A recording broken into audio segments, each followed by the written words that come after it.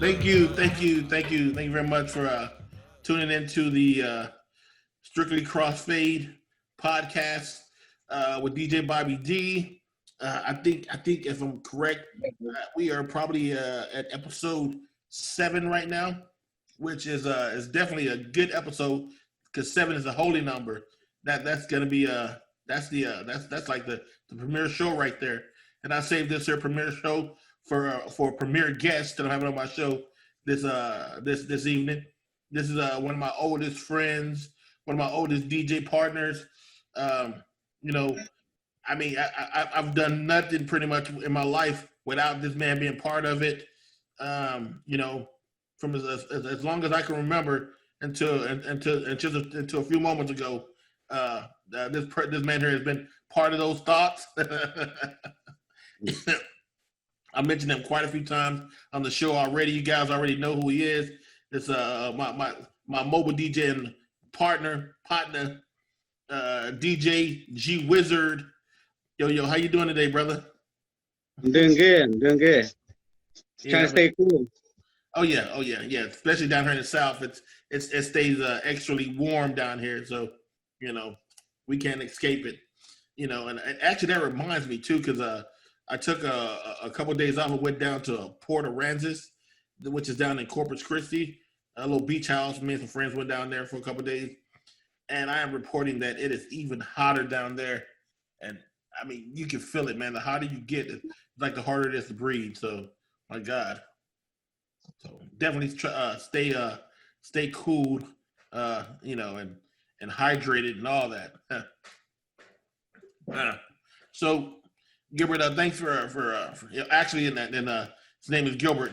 This is my buddy G Wiz, DJ G Wizard. So, and I invited him onto the show today because I've talked about him quite a few times on the show, and I just wanted everybody to meet him and actually let him tell firsthand on some things or whatever, because like I said, he's been DJing quite way longer than I have also. And there's a few things that he could get his point across about crossfitting also, and you guys can learn a lot from this gentleman right here. All right, Gilbert. So let me ask. Let me get the first question out the way, man. It's just, I'm sure people want to know this. How did you get into DJing, sir? Ooh, that was a long time. Let's see. I got into DJing by some old DJs. I don't know if you remember Willie Tovar. Yeah, Baby Clyde, yes, sir. What they used to call them? The Genuine Draft Crew. Yeah, Genuine Draft Crew. Boys. I started with them because they used to DJ at my sister's parties. Okay. And that's when I got you into it. Yep. Which is stay up late. We're supposed to be in bed, stay up late and sneak to the parties and hear something mixing and stuff. Oh yeah. Yeah. I remember Willie Tobar and God bless the dead. Willie he's already passed. But I remember sessions with him, man. Him showing us records and stuff. So showing that old Jelly Bean Benitez remix of Planet Rock. I was like, oh my God, there's a Planet Rock remix? What? Stuff like that. And showing us I guess records that you just couldn't really find. You had to find them through catalogs and whatnot. So yeah, I remember those days. That was back in when we start kicking it up. When you and me would start collecting records and stuff. Oh yeah. Yeah, I think you're right, man. Because it's been a long time. When there used to be a sound warehouse before Best Buy. Exactly. And Sound Warehouse got the records in on Thursday mornings. So you remember that? You remember Top 10 over in the Cliff? Very successfully. In Oak Cliff, yeah. Top 10 records. Oh yeah. Hey man, let me ask you. So I had a hard time on one of my shows I was trying to remember a lot of the name of the crews back in the days. You remember the DJ crews? I remember Bass Rock. There was Bass Rock. There was Eminem. There was How many? Omni Production, Eminem Production. Yeah. Uh, What was Frost? Was he Two Cold Syndicate then, or did he have a different name? no, they didn't. He wasn't too cold up It back wasn't then. Two Cold yet. Yeah, I know it's DJ Frost. It was Frost. It was DJ Frost. Back then, he called himself DJ Frost. Yeah, and then him and him and his cousin. And then Willie Tobar used to be with Frost and Hector. Remember Hitman? Yeah, Hector the Hitman. Oh yeah, it's still a good partner of mine right now, man. And then hey, you remember what was Sergio's name down the street? All the rich equipment. Jose. Yeah, Jose. Now what did he call himself? Because I know Turbo and Philip called himself Bass Rock, and then they broke up. I can't think of it, but it must have not been so fancy. I can't remember it. Exactly.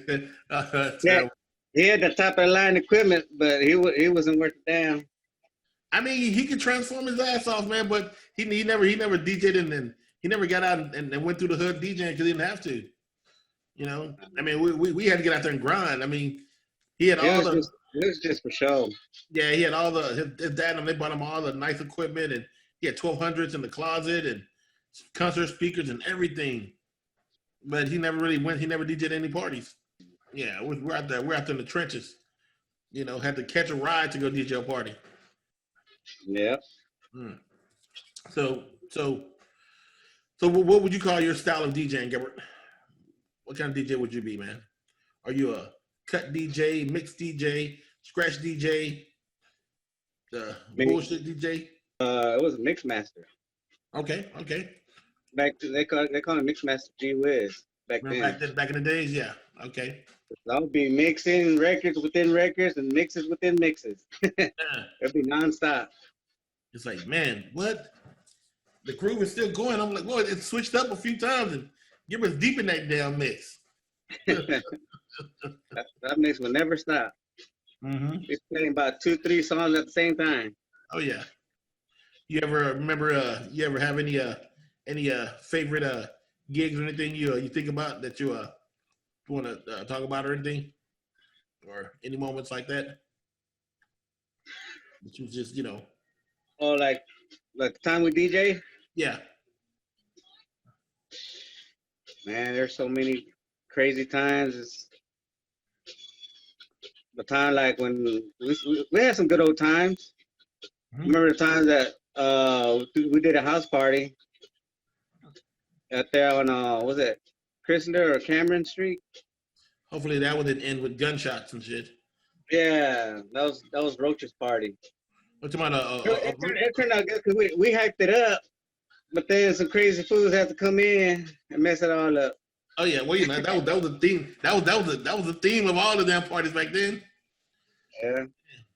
Around midnight, they're playing that Boys in the Hood. I think the baddest ones were like on Glasgow, that house. I forgot Homeboy's house. Oh yeah, Eddie's house, where Eminem was DJing. Yeah. Yeah. The Prep Boy. Yeah, Eddie Vasquez, I think his name was, or something like that. Those were the good times. Some clean ass house parties. Yeah. Everybody just played the music. Everybody got wasted, and there you have it. Shit. Yeah, and then the party ended, got paid, and those were good moments right there, man. I enjoyed those right there. The ones in Garland were wild. Oh yeah, I did a show talking about the one we with the Garland had a competition and everything. At the end of the night, the cops got out to everybody. Yeah. Wind up taking Carlos Aguero to jail. Man, yeah, it's like that's kind of what the theme of the damn party is then. Yeah. Oh, something going on. Let me ask you. So, you ever through this I guess through this whole time or whatever, through the journey of DJing and coming up, whatever, you ever run across any favorites? Anybody that was noteworthy? Shit, I can't think of anybody other than Bass Rock. Yeah, Bass Rock was pretty good, man. You talking about now the version of Bass Rock with Philip and Turbo together, or when or Bass Rock when Philip went with the other dude? No, with Turbo. Okay, with Turbo. Yeah. Juan Cervantes. Turbo got down. Oh yeah, Turbo, man. I'm still mad at him. I'm still mad at him to this day, right now, man. He pissed me off a couple years ago. Made me so mad. And it wasn't by DJ. And it was the Avengers movie was out or whatever. And it was the last one. And it was the one where Tony Stark died. So it was an Endgame. And I was at the movie theaters. And I stayed away from everything that I could in order, to go see the movie. And right before I walked into the theater, I don't know why I looked at Facebook and fucking Turbo came out. Oh man, Tony Stark died. Oh man, I've been waiting to see him for years so I can cut his ass out. Well, anyway, that has nothing to do with DJing, but it's just DJs are assholes like that. I'm just saying. He just happened to be one. Oh yeah. See, I'm trying to think back then who's like one of my favorite. I will say, man, my favorite cut wise was had to have been Sergio, man. Even though he didn't get out and DJ, he didn't get out there and actually participate in the streets DJing. He just had enough time to sit around and practice all that DMC stuff. Yeah. Yeah, he's pretty good cut wise. I mean, I can't think of a. I would say mix wise, you was definitely my favorite mixing because you mix your ass off. And I knew that I had you with me. We're gonna jam. Gilbert's gonna mix their ass to death, and then I'm gonna go ahead and put some cuts on top of it, and we're gonna get another gig.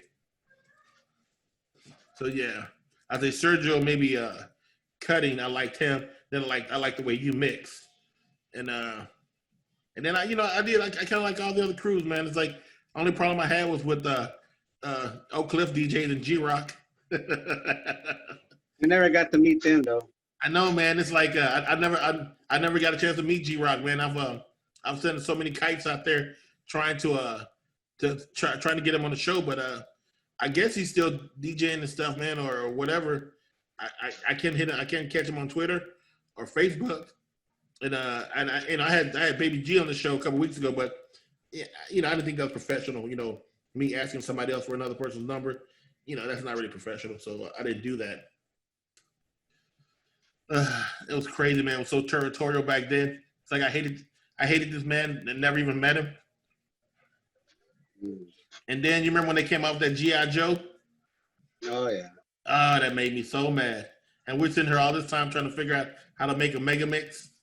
Yeah. You still remember that, man? We used to go to Frost's house and we used to get all the turntables together. Yeah. Oh yeah. With that the apartments. Oh yeah. I even made I put that on the show, just talking about that. It's like, man, we know nothing about Pro Tools and I knew there was something else. It was on hands. Yeah. Everything was done like by ingredients. We had the ingredients and we had to make it by hand. We didn't have it made for us easily. Yeah, we were gonna make it by what do you call that when you make it by scratch? Yeah. That's made from scratch. Especially when I did my mega mix from scratch until my car got broken into and they stole my damn tape. Took me about a month or so to make it, remember? Yeah, I remember that. Took about a whole month just to make a damn mega mix. And that's how it gets stolen. Yep. Well, at least you didn't hear it again over in Europe somewhere making somebody millions of fucking dollars. That was suck right there, man. So let me ask you, like, so why did you what got you into DJing? I mean, what attracted you to this? Just like, hey, this is what I want to do. Like, why this? I was inspired by Willie Tovar. Yeah. And just hearing him play the electronic bass music from Miami and stuff. Yeah.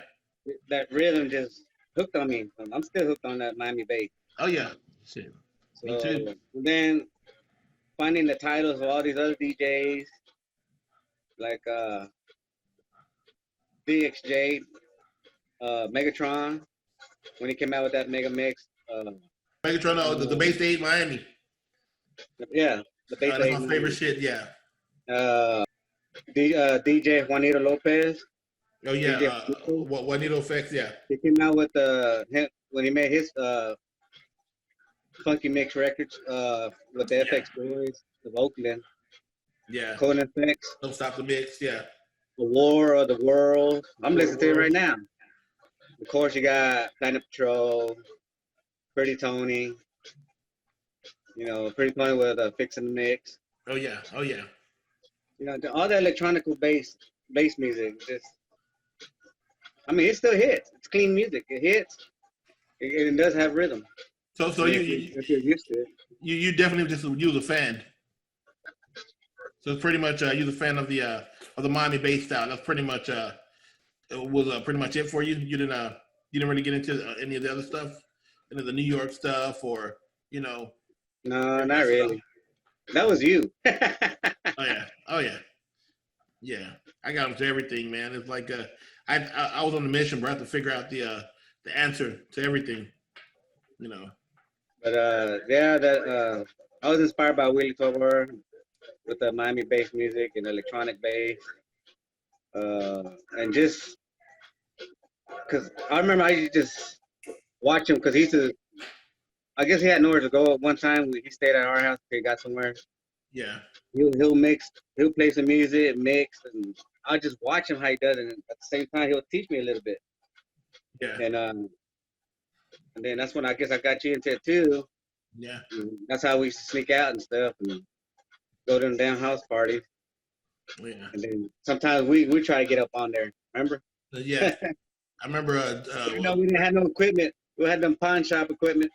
We made with that realistic mixer back in the day, the Radio Shack. Oh yeah. Still putting it together. Yeah. Oh yeah. Had turntables that only had 2 speeds. It's like it's like the first mixer I bought.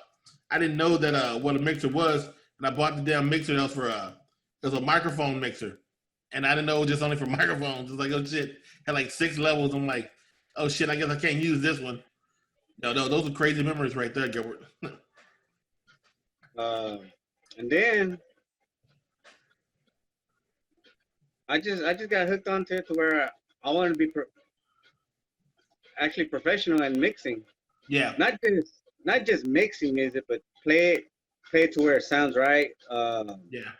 Where it comes in, not just coming in and going to the mix. It has to be part of that music that you're mixing into. Yeah. Yeah. I couldn't just throw a record and just like blah, there you go. Nah, it has to keep the people moving. Yeah. You had that the sound's gotta be level. The mix has gotta be on beat. Yeah. And it depends where you start when you mix. You just don't want to throw in anything. But if you throw something in the mix, at least let it have some flavor or some kind of meaning or something, and throw it in slowly, and that'll say something. Not just to make that like mixing into half of the music already. That doesn't cut it. You have to start from the beginning. But don't just all crazy and stuff. Yeah. So there's a lot to explain when you mix, because it's a whole theory. Yeah. Into it when it's already on the beat, you have to find an intro. Yeah. And mix it in to where that beat hits right on time. Let me ask you. So, how'd you feel about, or did you even get into it, the whole Serato thing? Did you get into that? That's when that whole new form came out where, the turntables are hooked into the computer, and then the computer helps you with your beat, your BPMs and stuff, and it just helps you. You don't have to bring records anymore. Everything is on your hard drive, and you just you mix from your hard drive and stuff. I mean, were you still like into it by then, or or I mean, do you think that's cool, or like what do you When think? everything was changing over, I was already, what do you call it? I was out of it now. Oh yeah, Back okay, then, I had a lot of obstacles back then, okay. so it kept me away from the new stuff, and the I guess that passion went away a little bit. Yeah. I still have the passion for music, and I still listen to new music that comes out, but not pretty much the new stuff that's out now. Because I believe the old school music. I mean, it's still there for a lot of people. So let me. I guess this new wave of music, all this trap hip hop stuff. Yeah. I mean, it's all right. Oh, now that leads me to a question that I love to ask DJs, and we've all faced this. Just say you're booked to do a gig, you got everything set up, you're going, and the gig is for 15, 14, 13-year-old kids or whatever. And the only thing, and the parents are there too, but the only thing the kids want to hear is the nasty shit they can listen to. Do you just They play listen to it? booty music. Yeah, do you just play it, or do you have reservations? Well, what do you do? If it was me, Yeah, I have to. It's their party. I got 14-year-old kids in there, little girls listen to, they want to play that pussy popping machine, whatever. All right, but yeah, I'm going to let you go, Gilbert. I do appreciate you, sir. Thank you for helping me get this show here together, and hopefully we can get you back on, man, some more episodes, and see if we can make this episode here the most listened to episode. When you're ready to tell some of the real truth and expose some of these people like DJ Laz, we'll have you back to talk a little shit. Okay. Yeah. All right, brother. Like I say, man, thank you very much. I'd like to thank everyone for listening to the show. Indulging me one more episode. Like I mentioned before, all the episodes are on all the major platforms right now. We would have YouTube right now, so you can go and listen to the show there. You can always use the comments. I do read the comments. Whatever you want to talk about, chop it up. Whatever you want to ask, definitely do go ahead and ask. I used to come on and ask you to be cordial because my kids read the comments. But hey, man, if you be the asshole you want to be, do your thing. I just want you to be comfortable. If you want to email us, you can email us at strictlycfpodcast.com. And I don't know if we're gonna do booking or nothing like that. I don't know how that whole thing works, but if you book an agent that want to come on and book us to talk on another whatever, definitely you can definitely reach me there. I don't mind coming on other shows or whatever and talking and doing what I do. That's no problem. But the email again is strictlycfpodcast.com. Hit us up on Twitter. It's Fade Strictly at Fade Strictly on Twitter. And come and get us there. And till we talk or whatever again in the future, I'd like to thank you one more time. Peace. And all right, peace.